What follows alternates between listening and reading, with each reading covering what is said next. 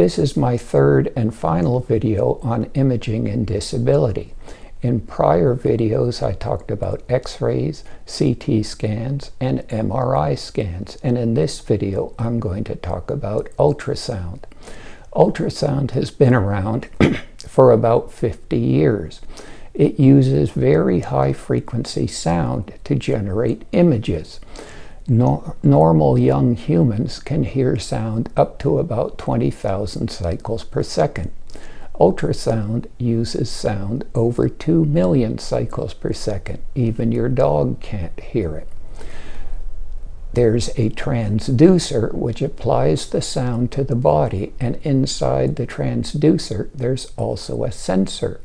And when this sound enters the body, it's reflected off tissues which have different density. And the sensor displays these reflections as images on a screen. And if you find this sort of thing helpful, you might want to subscribe to my channel. I generally put out one disability-related video every Friday. Now, one confusing thing about ultrasound is it has 3 common names.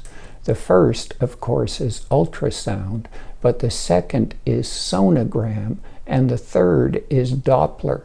If you hear any of those 3 names, they all refer to the same machine generating the same sort of images. There are distinct advantages and disadvantages to ultrasound.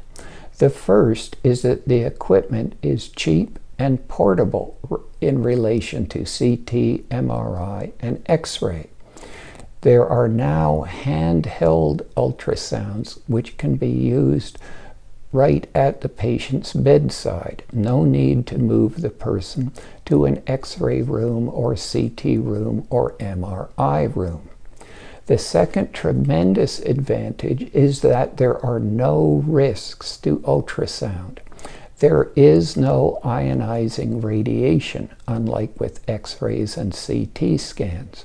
Therefore, there's no risk of radiation burns or radiation-induced cancer. This makes ultrasound ideal for young patients, such as babies in the womb or young children. There is no risk of magnetism, unlike MRI. So if there's magnetic metal in the patient or in the room, such as monitoring equipment or ventilators, an ultrasound can be done with no problems. The next big advantage is that ultrasounds produce video, real-time video, not snapshots like X-rays. Therefore, it's very useful for monitoring things that are moving in the patient. Finally, if the person moves while an ultrasound is being done, it's not a big problem. Unlike CT scans or MRIs, where the person has to remain immobile for a few minutes for CT scans, for quite a few minutes for MRI. Again, this makes it useful in children and also adults who may be confused or uncooperative. Ultrasound is very good for soft tissues. It's not the best for bone. X-rays and CT scans are much better for bone.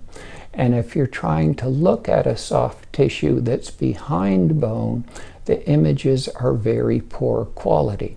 For that reason, ultrasound is not a good way to look at the brain, because the brain is in a bony box, the skull. And ultrasound is completely useless for looking at structures that contain air. This includes the nose, mouth, and throat, the lungs, the stomach, and the intestines. Ultrasound can detect fluid around the lungs or fluid in the abdomen, which normally is not present, but it can't tell what that fluid is, if it is, for example, blood or serum. However, just the ability to detect fluid can be very helpful. If, for example, there's a person who's been in a very bad car accident, and the doctors are suspecting internal bleeding in the chest or abdomen. Within minutes, they can obtain bedside ultrasounds, and if there's fluid in the chest, around the lungs, or fluid in the abdomen, that strongly suggests that there's internal bleeding, and the person may need surgery. Ultrasound is very good for looking at heart muscle, heart valves, and how well the heart is beating. Is the heart beating strongly or normally, or is the heart weak and flabby, as is common in congestive heart failure? Do the heart valves open and close normally, or do they not open all the way or not close all the way, which can cause big problems? And how much of the blood that fills the heart is pumped out with each heartbeat?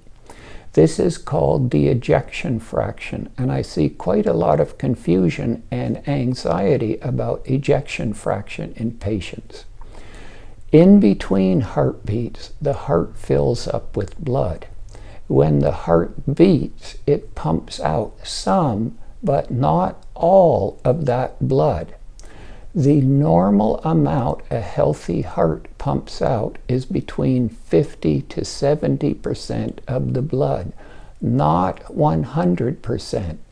And I see a lot of patients who think it should be 100%, and because, say, their ejection fraction is 65%, there must be something wrong with their heart. Not so.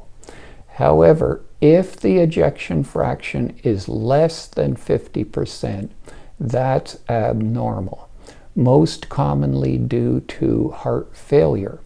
Mild heart failure, ejection fraction of about 41 to 49%. Moderate heart failure between about 30 to 40%. And severe heart failure less than or equal to 30. It should be noted that although ultrasound is very useful in heart disease, it is not helpful in looking at the coronary arteries, the arteries to the heart that, when blocked, cause angina and heart attacks. Ultrasound is also used for looking at blood flow in the arteries and veins in the rest of the body. For example, most strokes are caused by blockages in the carotid arteries in the neck, and they can easily be seen by ultrasound and any blockages easily detected. There is also a condition called thromboembolism, where blood clots form in the veins of the legs, and ultrasound is an excellent test for that. Thromboembolism is very significant because if these blood clots form in the legs and then break off and go to the heart and are pumped out to the lungs, they can cause life-threatening illness or even death. And finally, ultrasound is the imaging study for pregnancy. Ultrasound can detect a baby in the womb as young as 6 weeks of age, and because there's no risk, as many or as long as you wish, you can do ultrasounds. Ultrasounds don't just show the external body of the baby, they show the internal body. And because, for example, baby skulls are mostly soft, not bony, you can get a good look at the baby's brain and all other organs, from the eyes to the lungs. Remember, the lungs of babies are full of fluid, not air. They only fill with air when the baby's born and takes its first breaths. Finally, ultrasound is very useful for procedures, doing things in medicine, and I'd call this "where is the needle?" In many circumstances, it's easy to put needles in people because you can see or feel where you want it to go. For example, when you start an intravenous line in the vein of a person, you can see and feel the vein. However, if you want to put a needle in a deep structure that you can't see or feel, like the hip, for example, and especially if there are things around that structure you really don't want to stick the needle into. Around the hip, for example, there are large arteries, veins, and nerves that you don't want to stick a needle into. Then using ultrasound to see exactly where your needle is going is very helpful. So, in disability claims, when is ultrasound helpful? Well, first of all, if your disability is related to heart disease, I would strongly recommend at least one ultrasound of the heart, which is called an echocardiogram. If you've had a stroke, an ultrasound of the carotids will be helpful. If you've had blood clots, such as thromboembolism, ultrasound is helpful. It's also helpful in liver disease, gallbladder disease, some kidney problems, and problems with the pancreas and spleen. Well, I hope this has been helpful, and as always, remember, if it happens, it's possible. Here's your breath. Here's your breath. Here it is. Here it is. Here's your breath.